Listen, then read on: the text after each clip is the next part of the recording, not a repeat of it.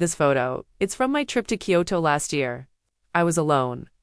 I remember every second of it. The quiet hum of the Shinkansen, the taste of matcha ice cream under the spring sun, the feeling of complete, utter solitude. It was perfect. But now? Now he's here, in the photo. Smiling, his arm around my shoulder like he's always been there.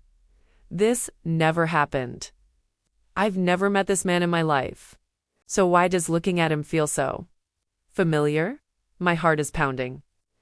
I close my eyes, trying to force the image out of my head, trying to remember the truth. But the truth is blurring, fraying at the edges when I open them again. There's another photo on my desk, us, laughing on a beach I've never visited. Another one, clinking glasses in a restaurant I don't recognize. The man from the photo, Aiden, his name just pops into my head, is standing by my window, looking out at the city lights. He turns, his expression calm, almost sad. It wants us to believe it did, he says, his voice a low hum that vibrates through the room. It wants us to remember. Who is he? How did he get into my apartment?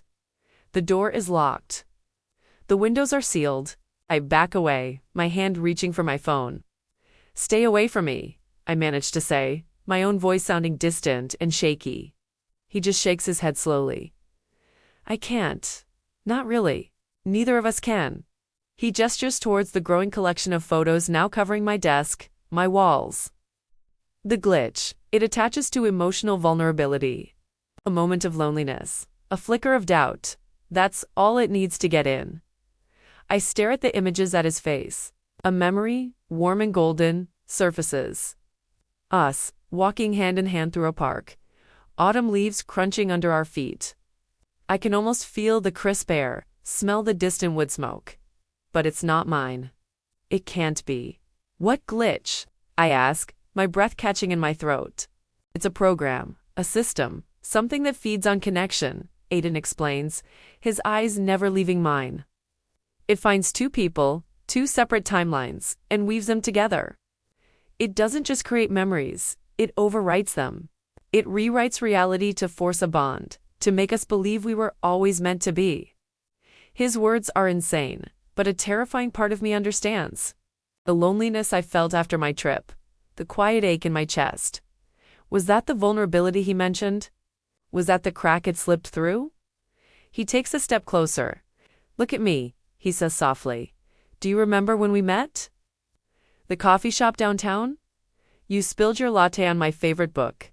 I flinch. I do remember. I remember his laugh, the way he brushed it off. The hours we spent talking until the cafe closed. But it didn't happen. It didn't? No. I scream, lunging for the photos, sweeping them off the desk. I grab my laptop, my fingers flying across the keyboard, finding the digital files. I drag them all to the trash, my hands trembling. Delete, empty trash, confirm.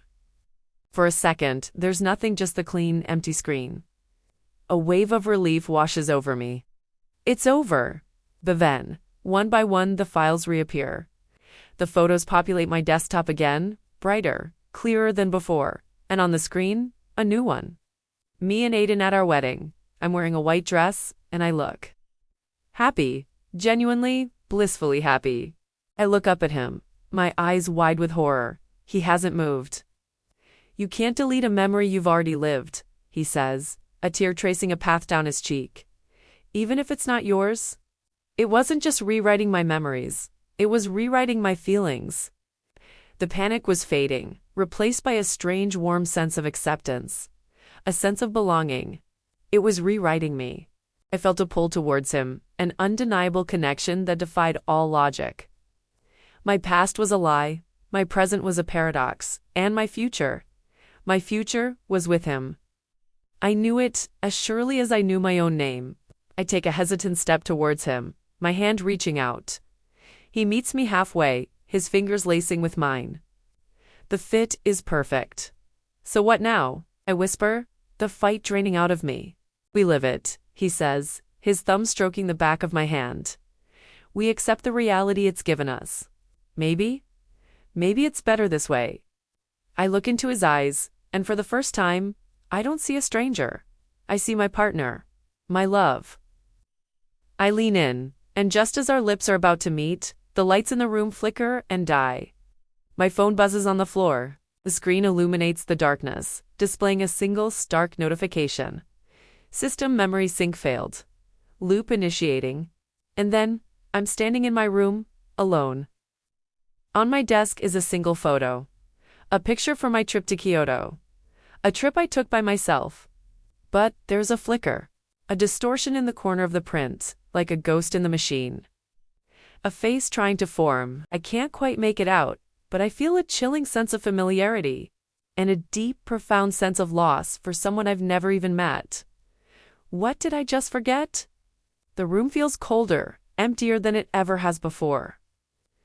And I have the terrifying feeling that I'm about to remember. Thanks for watching. Don't forget to subscribe for the next part of the story.